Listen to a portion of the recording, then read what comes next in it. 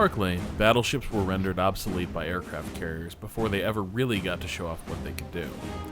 Fortunately for fans of these undeniably cool floating weapons platforms, Wargaming.net's World of Warships gives World War II-era naval combat the design balance that history so often lacks, cramming every type of warship into its free-to-play 12 vs 12 naval cage matches.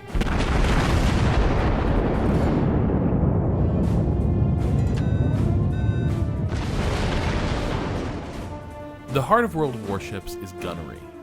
Early warships are deceptively simple, but by the time you're playing around with your first battleships, gunnery requires a mix of aim, mathematics, geometry, and attempted telepathy. Long-range shots can take something like 5 to 10 seconds to reach their target. You have to not only figure out where your shots will land, but also read what the enemy captain is going to do when he sees you fire. But success makes it all worth it. Delivering a crushing salvo that instantly shatters turrets and sets fire to the superstructure is unbelievably satisfying because of all that went into that moment. Yet battleships and cruisers are only effective when they can actually see their opponents, and this is where World of Warships really begins to sing as a team game. A carrier is a sitting duck unless it's protected by the ships with the guns. Destroyers can't last 5 minutes under fire, but they can scout, harass, and ambush like no one else. For a team to succeed in warships, these classes have to work together, and it's a thing of beauty when they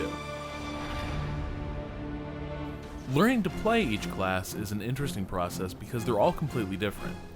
A destroyer is about reflexes and nerve as you race through enemy-infested waters, dodging shots and firing torpedoes before escaping to safety while your allies open fire on the targets you scouted. A carrier captain is practically playing an RTS game in the middle of the battle.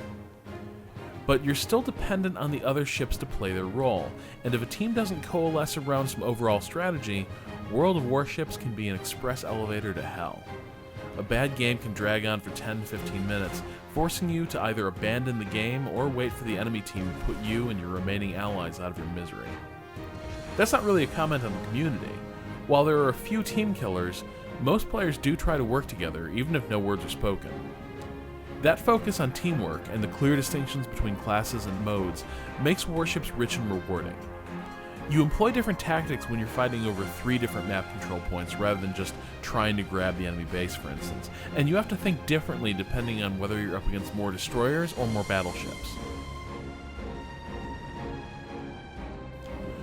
Progression is especially satisfying since higher tech ships forced me to improve some skills and develop new ones. As the gun ranges got longer and the ships got faster, World of Warships constantly demands better shooting, better piloting, and better teamwork. I haven't talked about the payment model yet because it does an excellent job of staying out of the way. Warships starts to feel like a pretty complete package once you've unlocked every ship class. It does require you to play a ton of games to climb the tech tree from Tier 4 onwards, but since I was hopping between lots of different ships and different classes, I didn't feel that stifled. There is one noticeable exception, however. The fact that you can only maintain a handful of ships at a time without paying premium currency does start to feel like a bit of a straitjacket. When it all comes together around 2 competent teams, World of Warships is a glorious pre-World War II Admiralty fantasy come to life.